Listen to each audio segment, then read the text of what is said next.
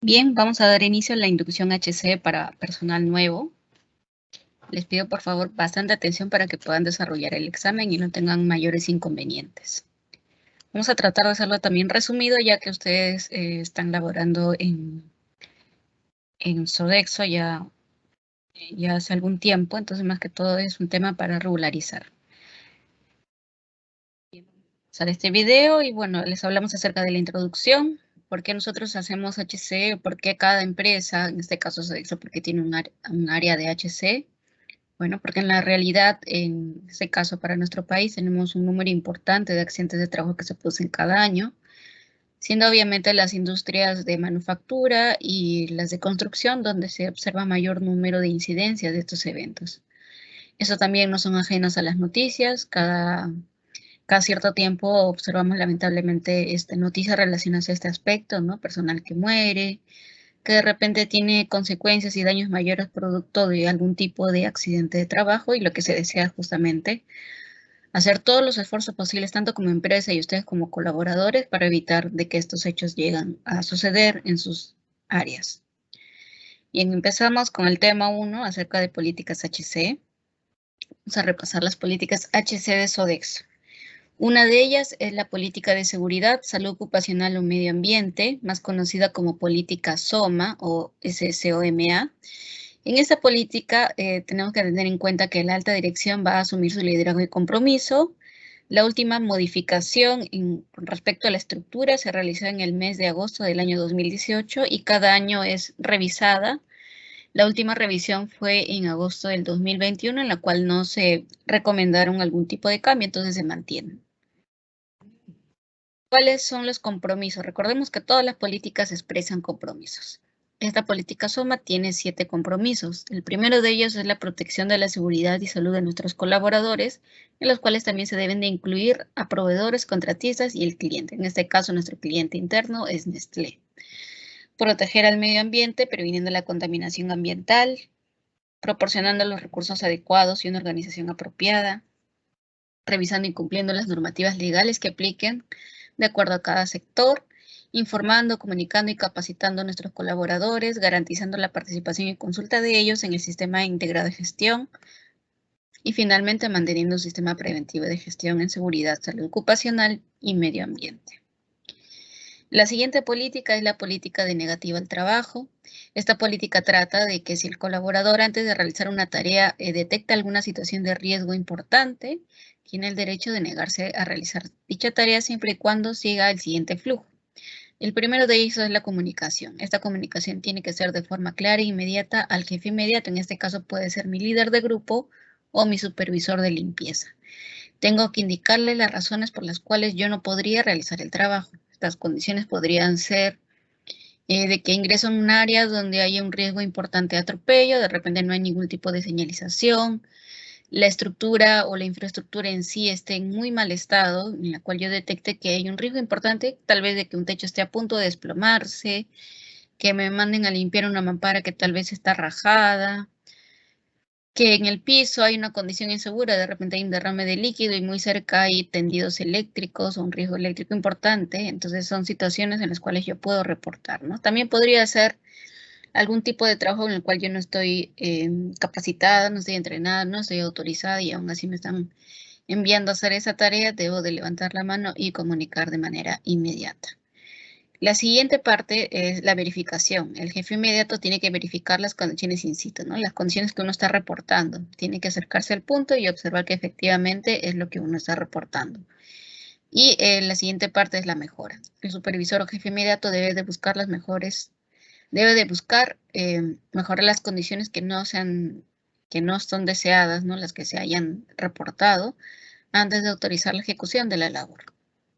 También nos habla acerca de que ningún colaborador puede ser sancionado al utilizar esta política, ya que es una política en la cual vela por la integridad y el bienestar de todos los colaboradores. Siguiente política es la política de tolerancia cero en el consumo de alcohol y drogas. En este caso es importante tener en cuenta que todo personal que esté bajo estos efectos es personal propenso a accidentarse, inclusive puede dañar a su propio equipo, puede dañar o generar un daño mayor al cliente o también a personas ajenas. Entonces es por ello que existe esta política. ¿Cuáles son las prohibiciones que implican esta política? Nos dice presentarse al punto de encuentro o ingreso a la operación bajo el efecto o presencia positiva de alcohol y o drogas. Encontrarse en la operación bajo el efecto o presencia positiva de alcohol y drogas. Introducir a la operación este tipo de sustancias, ¿no? Tanto bebidas alcohólicas y o drogas no autorizadas. Consumir alcohol y o drogas durante las horas de trabajo y o descanso, sean estas dentro de la jornada laboral, sea dentro o fuera de las instalaciones, ¿no? Entonces, ya de por sí esto nos indica que está totalmente prohibido la ingesta, el consumo o ingresar al sitio de trabajo, tanto alcohol como drogas, durante toda la jornada laboral, ya, incluyendo las horas de descanso. Mucho ojo con eso. La siguiente política es la política del manejo de vehículos, en los cuales indican cuáles son los requisitos necesarios del conductor y de los ocupantes del vehículo. Es importante que todos los conductores cuenten con el DNI, licencia de conducir vigente, tarjeta de identificación vehicular, certificado de inspección técnica, SOAT y licencia de conducir. Antes de operar una unidad, tiene que hacer un checklist, ¿no? Es un formato, es una inspección registrada del vehículo, un checklist preuso. No debe de transportar carga o personas ajenas a la empresa, a excepto en casos solamente de emergencia, ¿no? Una emergencia puede ser un tema de primeros auxilios, en el cual es necesario la atención inmediata del personal, por citar un ejemplo. ¿Qué más encontramos en esta política de manejo de vehículos? De que el conductor siempre debe de tener ambas manos en el volante, no debe utilizar elementos distractores como el caso del celular mientras hace la tarea de manejo, no puede conducir bajo los efectos del alcohol y drogas y transportar a ocupantes quienes estén bajo estos efectos. Todos los ocupantes del vehículo, tanto también como el conductor, deben de utilizar obligatoriamente el cinturón de seguridad. Prohibido fumar dentro del vehículo y los ocupantes no pueden distraer al conductor. Siguiente política, política de fatiga y somnolencia. ¿Qué nos habla de esta política? Que todo supervisor o jefe inmediato tiene que ser avisado por el colaborador si es que éste no se encuentra en buen estado físico y o mental para trabajar, ¿no? Teniendo en cuenta que una persona fatigada y somnolienta también es propensa a accidentarse. Tener en cuenta que es una obligación presentarse al puesto de trabajo en las condiciones adecuadas de descanso y de sueño. Debe de atender las capacitaciones y las recomendaciones que se brinden y reportar todo tipo de incidentes asociados a la fatiga. Responsabilidades también del supervisor o jefe inmediato. Debe de evaluar las condiciones físicas y mentales del trabajador y asumir la responsabilidad de cualquier eventualidad que implique un riesgo a la salud y la seguridad de los colaboradores. Esto quiere decir de que si en algún momento el colaborador reporta presentar estos signos y el jefe inmediato, el supervisor, no toma acciones para mitigar este tipo de riesgos, esta persona, el supervisor o jefe inmediato, va a asumir las responsabilidades de lo que pudiese suceder, ¿no? Entonces, mucho ojo, porque acá hay responsabilidades compartidas, pero si el colaborador cumple con su reporte, no se vería afectado directamente. Entonces, hay que tenerlo mucho en cuenta. Y finalmente tenemos la política global, que es la política a nivel mundial de Sodexo, ¿no? Contiene 10 compromisos. Bueno, algunos de ellos es que la empresa proporcione condiciones de trabajo seguras, que contribuyan a mejorar la calidad de vida, que se cumplan con todos los requisitos legales. Bueno, esto es muy parecido a la política SOMA. También nos piden, ¿no?, que todas las actividades tengan un enfoque de riesgos, eliminar los peligros y gestionar los riesgos mediante el establecimiento de sistemas de trabajo seguro y procedimientos para proteger a nuestros colaboradores, clientes y otras personas que pudiesen estar afectadas por nuestras actividades. También nos dice el reporte inmediato, reportar todos los accidentes y enfermedades relacionadas con el trabajo.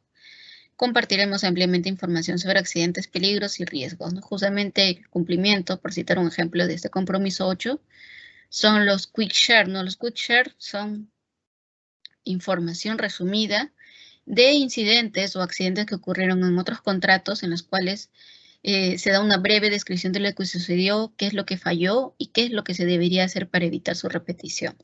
Esto llega a cada operación con la finalidad de que cada colaborador conozca cuáles pudiesen ser o de repente puedan detectar a tiempo posibles similitudes de eventos. Tal vez los trabajos son similares, las condiciones de riesgo son similares, entonces esto nos ayuda a antes de que suceda el incidente o el accidente, tomar acción. Y finalmente, el compromiso 10 nos habla del monitoreo, revisión e informe público de nuestro desempeño en materia de seguridad, salud y medio ambiente para proporcionar garantía de mejora continua y de progreso. Bien, pasamos al siguiente tema, que son las 10 reglas de oro en prevención de accidentes. Es un documento adicional en el cual, si es que nosotros lo cumplimos tal cual, nos va a ayudar en gran medida a prevenir accidentes e incidentes. Revisemos cuáles son esas 10 reglas. La primera regla dice, antes de realizar una tarea, sigue los 3 chequeos, ¿no? Los 3 chequeos de seguridad, que nos indican 3 preguntas que nos tenemos que realizar antes y durante nuestra labor. Lo vamos a desarrollar más adelante, pero ahora lo mencionamos. La regla número 2, cuídate y usa tus EPPs, ¿no? ¿Cómo nos cuidamos? ¿Cuál es una manera de cuidarnos? Usando los EPPs que nos entregan, reportándolo cada vez que nosotros empezamos a detectar fallas, ¿no? De repente se rompió, se dañó o esté presentando indicios de que más adelante va a empezar a deteriorarse, ¿no? Por ejemplo, en los chalecos. La cinta reflectiva, ciertas zonas empieza a desgastarse, entonces esto ya me está indicando de que en un futuro la finalidad del chaleco ya no va a ser de utilidad porque la cinta reflectora está desgastada y ya no va a poder avisar a las personas externas de mi presencia en ese lugar. Regla número 3, comunica los incidentes inmediatamente. De igual forma, los incidentes, todo tipo de incidentes tiene que ser comunicado en el menor tiempo posible para poder recibir la atención médica o tomar las acciones para evitar su gravedad.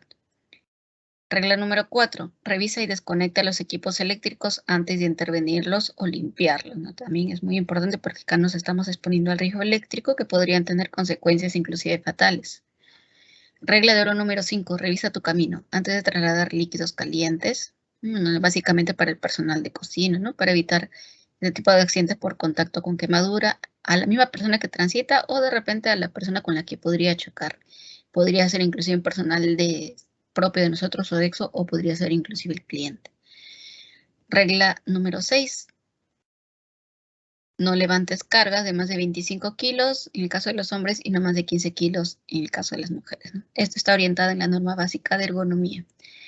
Regla número 7. Lee las instrucciones de los químicos antes de usarlos. Regla de oro número 8. No ejecutes trabajo si no estás capacitado y autorizado para hacerlo.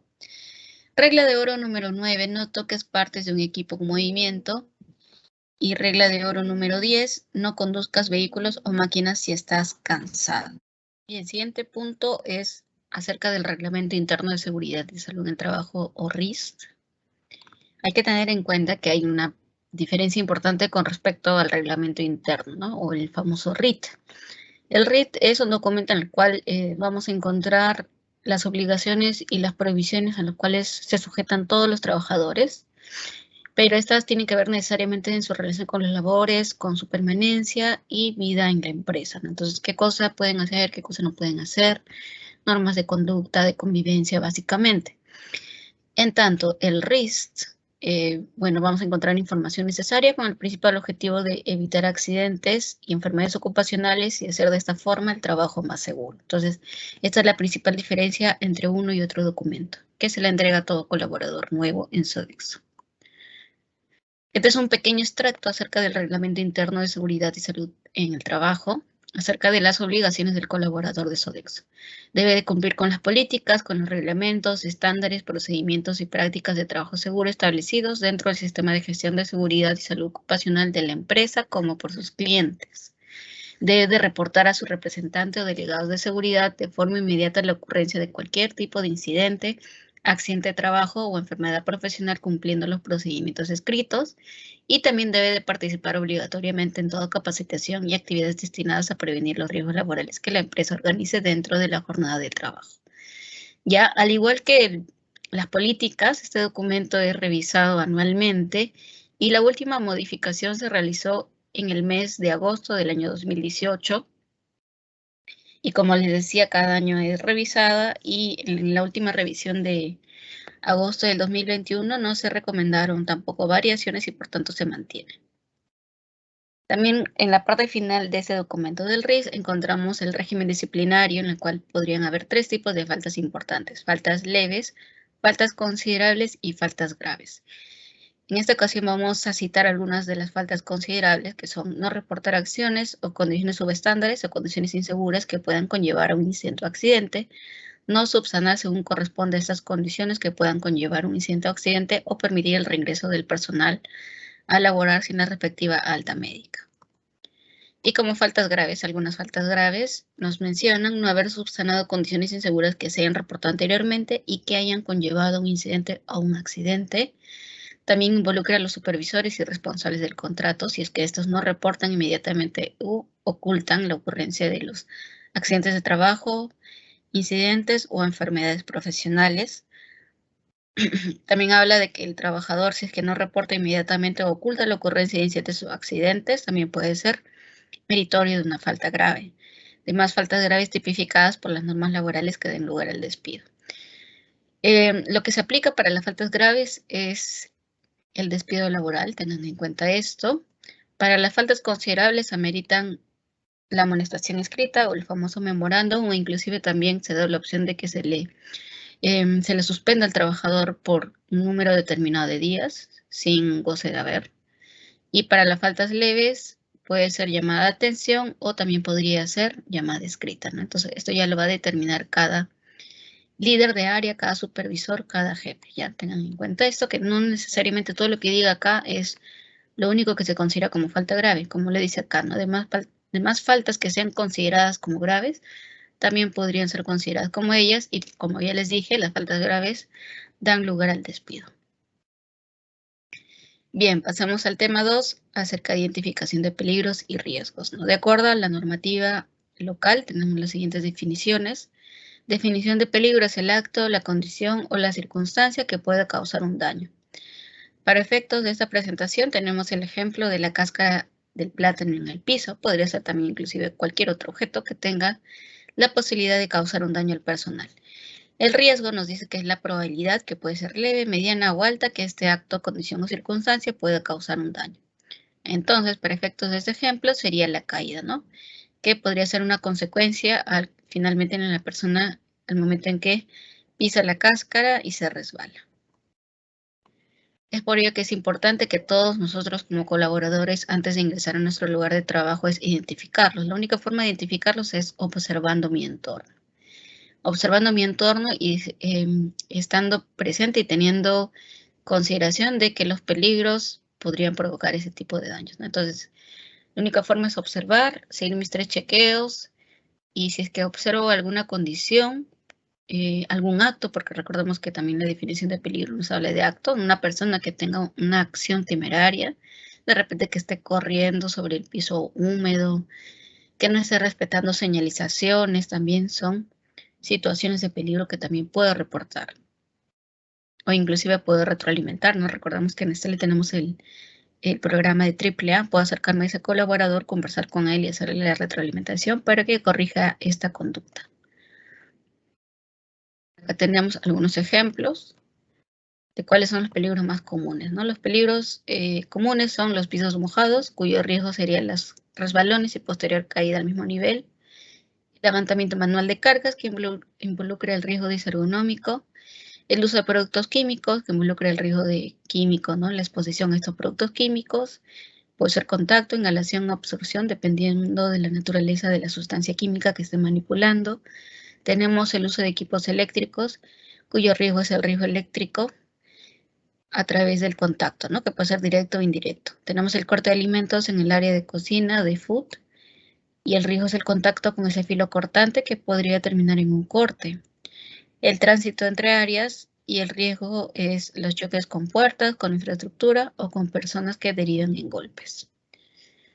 Los riesgos laborales comunes en las áreas son las caídas al mismo nivel, las caídas a diferente nivel a través de escaleras fijas, escaleras tipo tijera, ¿no? Que sean colocadas para realizar un trabajo puntual. Las caídas de objetos a través de objetos mal apilados, de andamios que de repente no estén estables, de casilleros, de lockers, de estantes que no estén fijos a pared, podrían provocar ese tipo de riesgos. Los choques con puertas, los choques con objetos en el piso, ¿no? O de repente inclusive en la oficina con cajones que están mal cerrados. Los choques entre las personas, ¿no? Importante en las esquinas, siempre bajar la velocidad para evitar este tipo de eventos. Si es que tenemos ayudas visuales como espejos retrovisores, nos van a ayudar también en gran medida.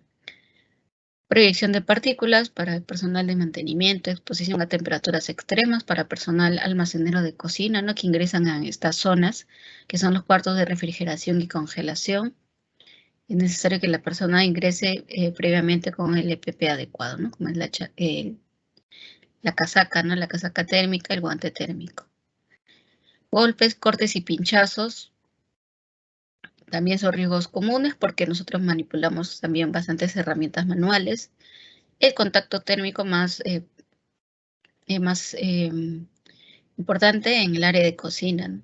Porque ellos manipulan líquidos y superficies calientes. El riesgo eléctrico, bueno, siempre en el uso de todos los equipos eléctricos, ilustradoras, hornos rational, marmitas, etc. Y el riesgo químico al manipular productos químicos. También tenemos los riesgos disergonómicos que de repente muchas veces no son considerados, pero que también son importantes. Por ejemplo, jalar inadecuadamente, doblar la espalda mientras ejecutamos las tareas. Siempre es recomendable mantener la postura erguida en la medida de lo posible. Doblando el cuello al momento de transportar objetos también podrían provocar al final del día dolores en la parte posterior de la cabeza. Levantar cargas de manera inadecuada o no respetando los límites de cargas manuales, las posturas incorrectas en el escritorio, el empuje inadecuado de carritos, ¿no? O sobrecargar los carritos más del peso permitido.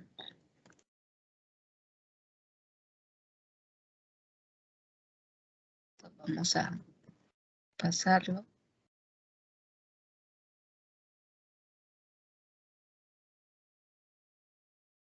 Estos son los peligros más comunes, ¿no? De acuerdo a cada tipo de riesgo, lo que ya revisamos, ¿no? El caerse al mismo nivel por piso mojado, caerse a diferente nivel, por ejemplo, en el uso de escaleras fijas o móviles, riesgo disergonómico por levantamientos de cargas, caídas de objetos por objetos mal acomodados, andamios que estén en mal estado, golpes, cortes o pinchazos por el uso de herramientas manuales, el contacto térmico al manipular ollas calientes o utensilios que se encuentren a altas temperaturas. Siguiente punto, actos y condiciones subestándares o actos y condiciones inseguras. Si es que nosotros desglosamos esos términos, vamos a poder analizarlos mejor y poder entender un poco el concepto que hace referencia a cada uno de ellos, ¿no? Si desglosamos acto, ¿qué hablamos por acto? ¿Qué entendemos por acto? Bueno, los actos son las acciones cometidas por las personas. Cuando hablamos de condiciones, hablamos de lo que esté en el lugar de trabajo o lo que esté en el ambiente, en el entorno, en todo lo que nos rodea.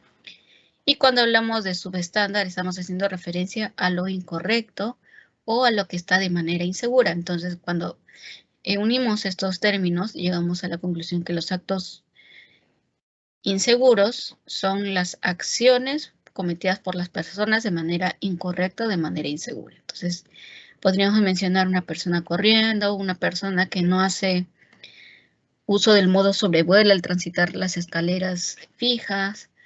Otra podría ser manipular productos químicos sin utilizar los lentes de seguridad, sin utilizar los guantes de nitrilo, sin utilizar los guantes de heavy negros. Y las condiciones subestándares es todo aquello que esté en el lugar, en el ambiente, en el entorno de manera incorrecta o de manera insegura. Por ejemplo, la falta de orden, cableado expuesto, piso mojado, herramienta en mal estado, son los más comunes. Pero no por ello debemos de restarle importancia, porque en algún momento este tipo de eventos podría desencadenar un accidente o un incidente. Vamos a ver también este video.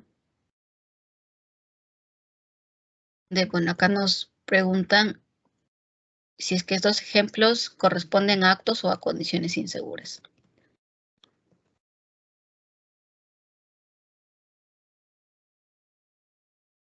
A ver, el primero dice, no haber descansado antes de manejar un vehículo corresponde a un acto inseguro, ¿ya? Los actos van a estar sombreados de verde y las condiciones de color amarillo. ¿Por qué son actos? Porque estamos mencionando acciones de personas. La persona no descansó antes de manejar un vehículo y por tanto es un acto inseguro.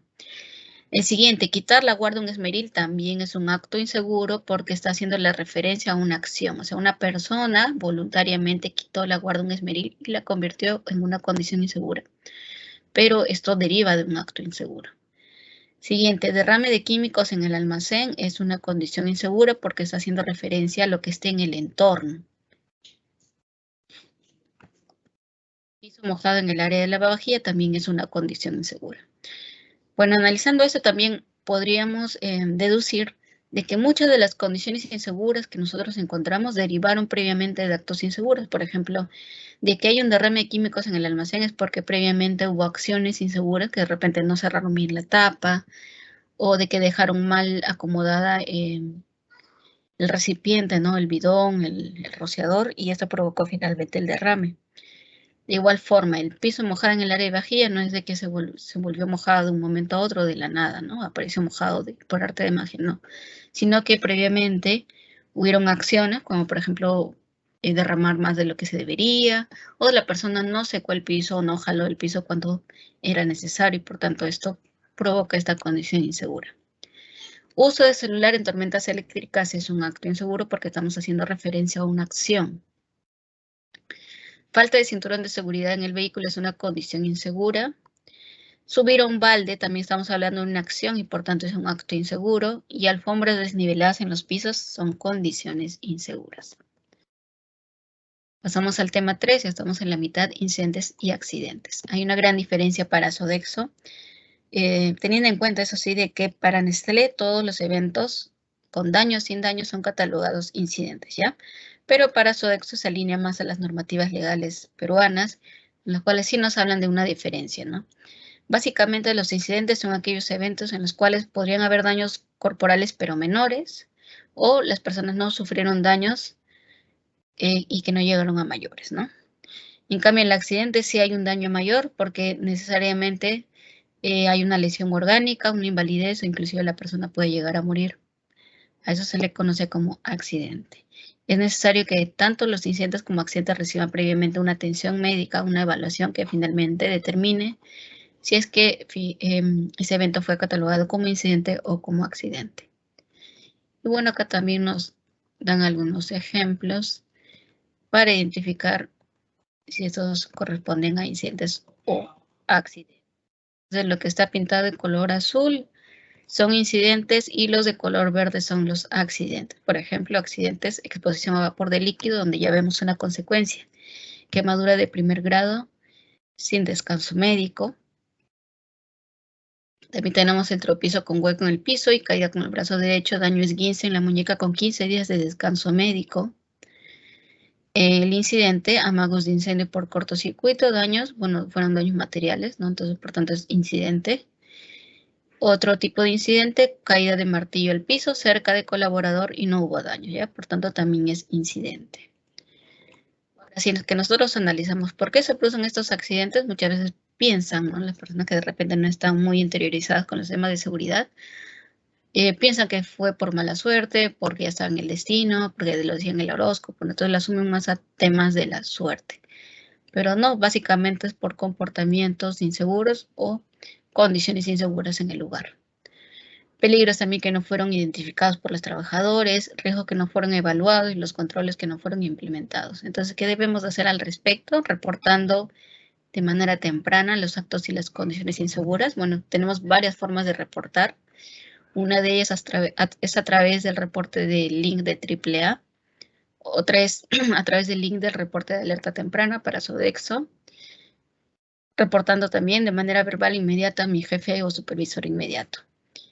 Y retroalimentando también al personal, ¿ya? Identificando los peligros en el área de trabajo, evaluando los riesgos e implementando las medidas de control. Usando adecuadamente los materiales de trabajo que se nos entregan, así como los EPPs, cumpliendo con las reglas de oro, las que hemos mencionado al inicio, participando en toda capacitación y actividades de seguridad, no alterando, desplazando, destruyendo, dañando los avisos o los dispositivos de seguridad. No ingresar a laborar bajo la influencia de alcohol y drogas, informar siempre al supervisor o jefe inmediato cualquier lesión o enfermedad en la que nosotros nos estemos presentando previo al inicio de las labores, ¿no? Por ejemplo, algún tipo de incidente que haya tenido doméstico en mi casa, de repente en el trayecto y haya dejado alguna secuela, tengo que reportarlo, ¿no? Para que mi jefe pueda determinar si es que hace un cambio en mis rutinas o si me cambian de área por ese día o hasta que mejore mi estado de salud. Cumpliendo con las políticas, reglamentos, estándares, procedimientos y prácticas de trabajo seguro.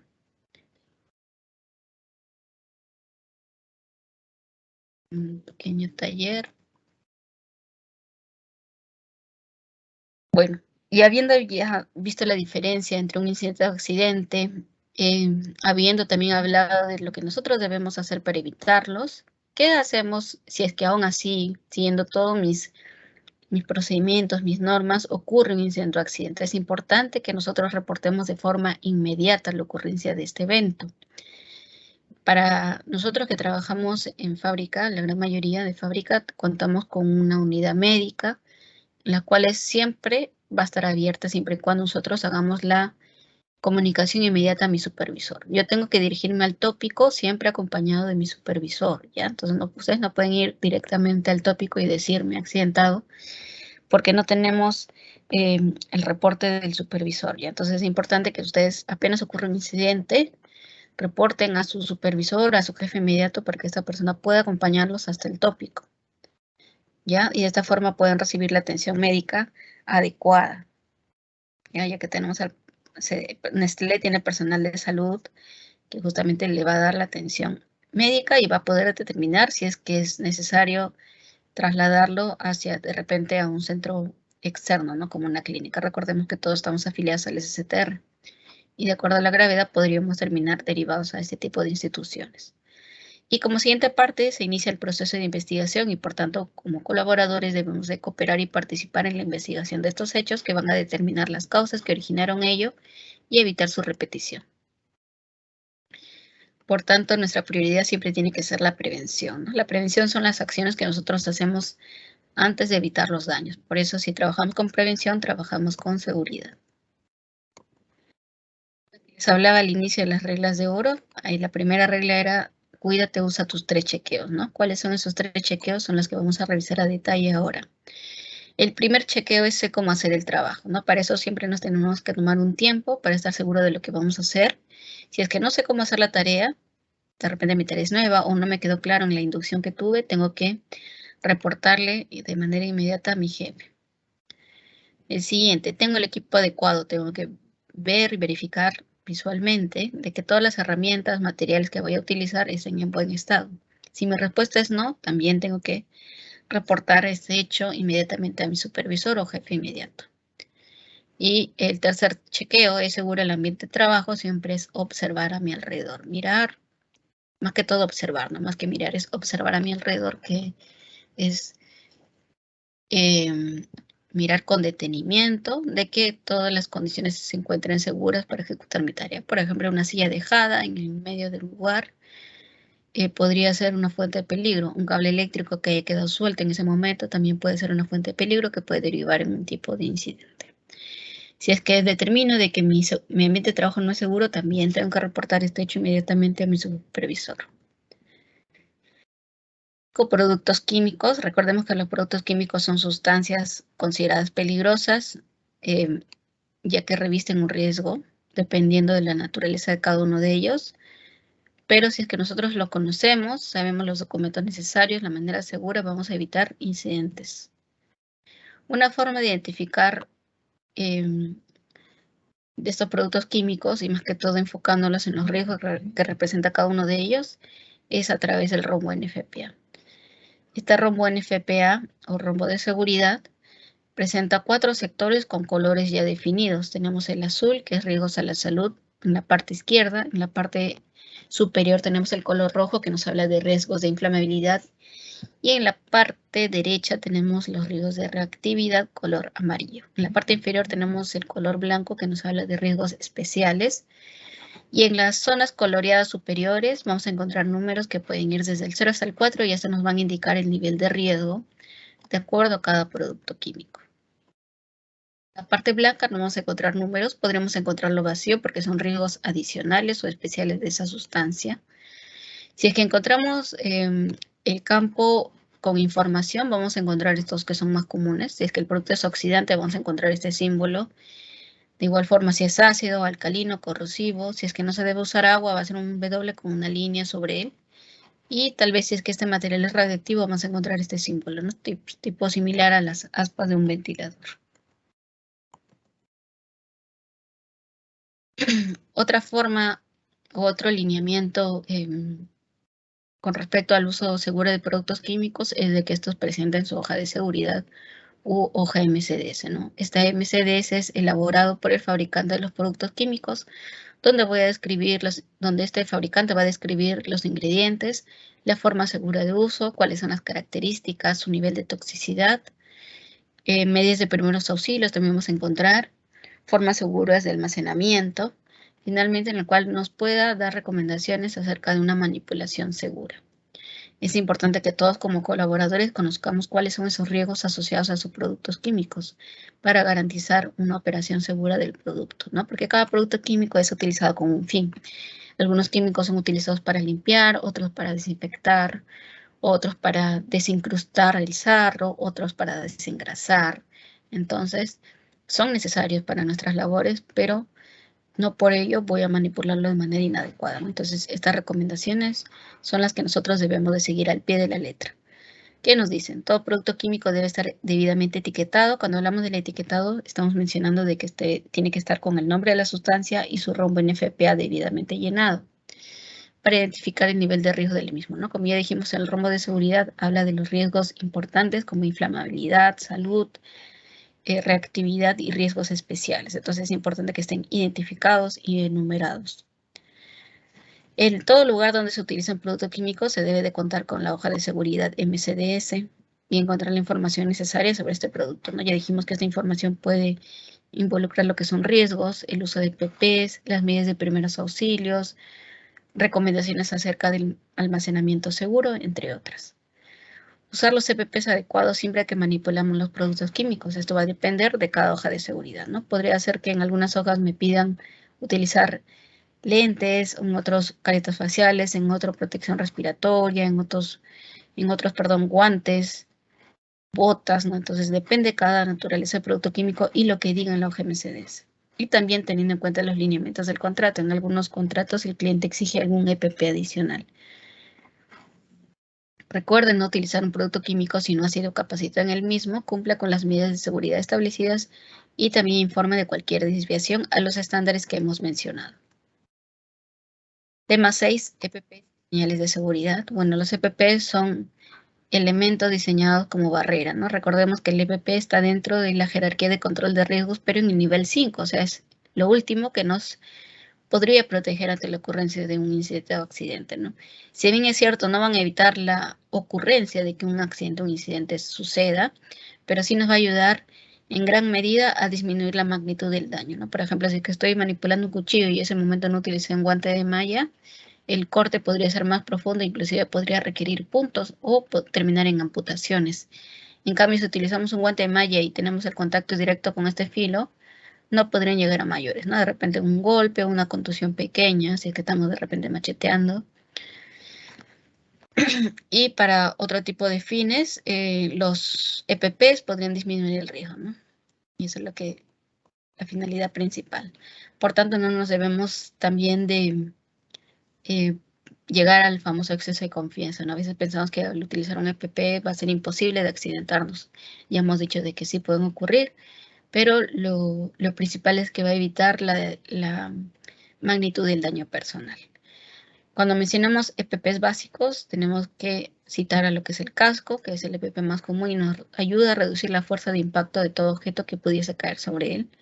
Tenemos los lentes, las gafas y las caretas que nos protegen la vista y el rostro de impactos, de partículas voladoras, de salpicaduras de químicos y de metales fundidos. Tenemos los zapatos y las botas de seguridad que nos protegen sobre la caída de materiales pesados, acerca de la exposición a productos químicos, en algunos casos a temperaturas extremas, cuando estamos expuestos a ambientes por mucho tiempo en grados de menos 18 grados.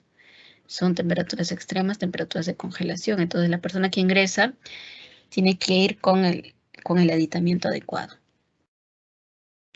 También nos protegen contra riesgos eléctricos, siempre y cuando el material sea un material aislante de la electricidad. Con respecto a las consideraciones, las lunas, como los lentes y las caretas, no deben de presentar rayaduras, ni otro tipo de alteraciones que puedan limitar la visión. Todos los EPPs deben de lavarse con agua y jabón y paño limpio. En el caso de los zapatos, si hay una excepción, tienen que ser mantenidos aplicando betún, ¿no? Para garantizar su tiempo de vida, y aparte, al momento de aplicar betún, estamos colocando una pequeña capa que puede rechazar lo que es la humedad, ¿no? El agua. No llega a ingresar a esas estructuras de cuero y por tanto se alarga el tiempo de vida. No deben de ser compartidos con otras personas, más que todo ahorita que estamos en riesgo alto de contagios, ¿no? Por COVID y por otro tipo de enfermedades también, porque antes del COVID igual habían enfermedades que se podían transmitir, si es que estos elementos eran compartidos. Deben almacenarse sin carga sobre ellos para evitar quebrarlos o deformarlos. Como EPPs adicionales también tenemos lo que son los guantes de todo tipo, guantes de malla, guantes de cuero, guantes de nitrilo. Tenemos también los respiradores. Bueno, esto va a depender de si es que mi hoja de seguridad de mi producto químico lo indica, pero es necesario también de que el respirador sea elegido de acuerdo al tipo de contaminante al cual se va a exponer. Tapones y orejeras también nos protegen contra el oído, nos protegen el oído del ruido, que es un sonido indeseado, ¿no? El sonido que me genera malestar. Y por tanto se recomienda en ambientes donde se superen los 85 decibeles, ¿no? Y con respecto a la ropa protectora, como trajes Tyvek, mamelucos de tela, va a ser de acuerdo al tipo de riesgo en el cual se exponga, ¿no? Puede ser un riesgo químico alto, riesgo mecánico, riesgo biológico. Y bueno, eso justamente ya lo hemos visto en la pandemia que estamos pasando ya desde inicio del 2020, ¿no? Donde las personas, más que todo personal de salud, ¿no? Exponerse a una importante concentración de virus, utilizan este tipo de aditamientos, ¿no? Y utilizan todavía. Bien, pasamos al siguiente punto, señales de seguridad. Tenemos de diferentes tipos. Tenemos en la parte superior, observamos las señalizaciones de prohibición, cuya forma es círculo de color rojo con una línea que nos prohíben el comportamiento susceptible de provocar un peligro. En la parte derecha tenemos la señalización contra incendios, que nos indican el desplazamiento de un equipo, la ubicación más que todo, ¿no? De un equipo o un sistema contra incendio. Entonces, en ubicaciones de extintores, siempre en las partes altas vamos a encontrar este tipo de señalizaciones. También en las alarmas sonoras vamos a encontrar un tipo de señalización similar, pero los colores que se utilizan para este tipo de señalizaciones son rojo y blanco. En la parte inferior derecha observamos las señalizaciones de advertencia, advirtiendo un peligro de un riesgo, figura triangular con colores amarillo y negro. En la parte izquierda inferior observamos las señalizaciones de salvamento. Se utilizan para señalizar todas las rutas y las salidas que conciernen a lo que es la evacuación. Salidas de emergencia, pulsadores de puerta, zonas seguras, están identificadas con estos colores, verde y blanco. Y finalmente las señalizaciones de obligación son círculos de color azul y blanco y nos obligan de un comportamiento determinado. Por ejemplo, utilizar algún tipo de EPP en específico como protección auditiva, protección en la cabeza como son los cascos, botas, guantes. También el lavado de manos, ¿no? Que tiene que ser obligatorio como medida de prevención ante COVID-19. Y otro tipo de información que se requiera, que todas las personas lo cumplan de manera obligatoria, va a ser identificada con esta forma, ¿no? Círculo de color azul y blanco. Es por tanto que por nuestra seguridad respetemos la señalización. Y con respecto a la parte final, residuos sólidos son aquellos elementos o sustancias que su generador va a eliminar luego de considerar de que ya no les son útiles, ¿no? Por ejemplo, una cáscara de una fruta, algún empaque de helado, de galleta, ¿no?